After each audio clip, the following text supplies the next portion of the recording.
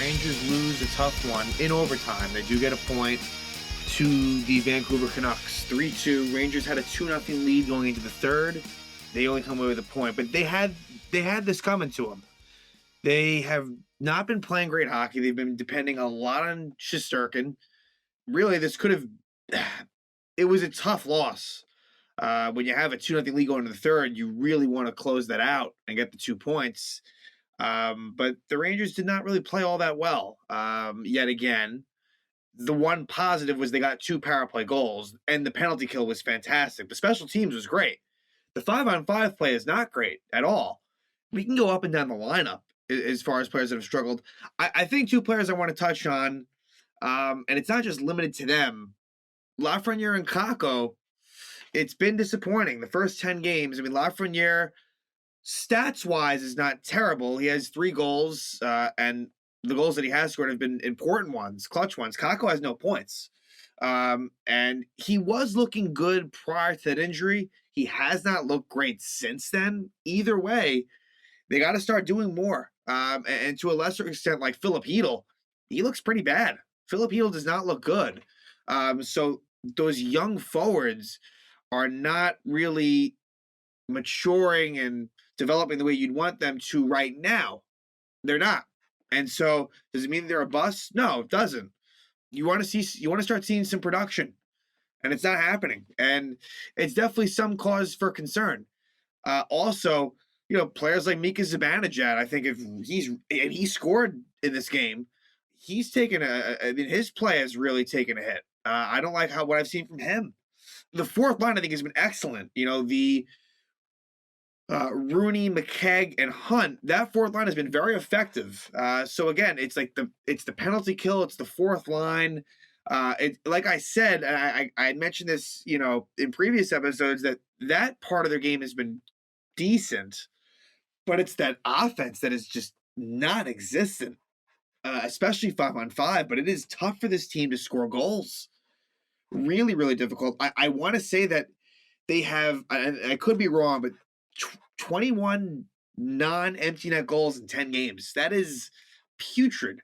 Absolutely putrid. And it's the same players that produce the offense. The good thing is Panarin gets 2 points in this one. And I don't like his game either. I do not like Artemi Panarin's game at all. But at least he did provide 2 points in this. But I didn't think he had a good game. Adam Fox has obviously been tremendous. And I should mention that he signed a 7-year contract extension. That's great. That's great for all parties involved. Fox grew up a Ranger fan.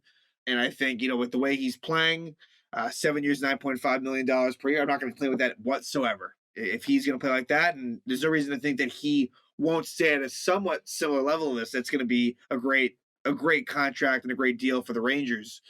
With Fox tonight, he had 2 points. But didn't really love his game either tonight. I think across the board.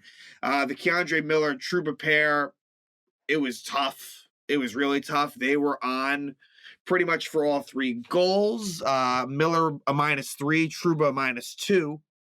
Sonority played again and only played 10 minutes. So maybe we see Lundqvist against Edmonton. I'm not sure. It's possible. Again, just up and down that lineup, just not great. As far as the game goes, unfortunately, old friend JT Miller comes up big for Vancouver, and it just reminds you that McDonough-JT Miller Tampa Bay trade, it looks just, while some of it made sense, it wasn't really well received at the time, and it has just gotten worse and worse as each day passes. But in the first, again, a lot of penalties in this one, and JT Miller trips Artemi Panarin, but the Rangers don't score on that power play. And that was not a good-looking power play. Then the Rangers take a couple of penalties. Trouba, an interference penalty, which the Rangers kill. Again, they were 6 for 6 on the kill. And then Lafreniere, a slashing penalty. And with towards the end of the first, and with Lafreniere, I just don't like what I'm seeing in terms of, I think the effort level could be better from him. That's part of the problem. With Kakko, it's not for lack of want. It's just, I think that's a bad fit for Kakko with Panarin and Strome. I would switch that up. I think the top 3 lines need to be juggled for sure. And it reminds me of the fact that, again, trading Vucinovic and the mishandling, or whatever you want to call it, of Kravtsov, is a major problem, a major fail, and it hurts this team. Those two are needed, or at least one of them. And so I would move Kako away from Panarin and Strom. It's just not working.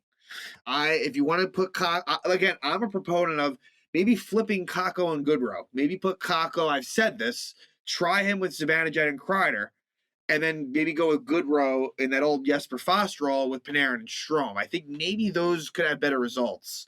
But again, Lafreniere, don't love the effort level. I think it could be a little bit better. And then in the second, it would be a penalty by Tyler Myers who interfered with Lafreniere. So give him credit. He draws a penalty and it leads to a goal.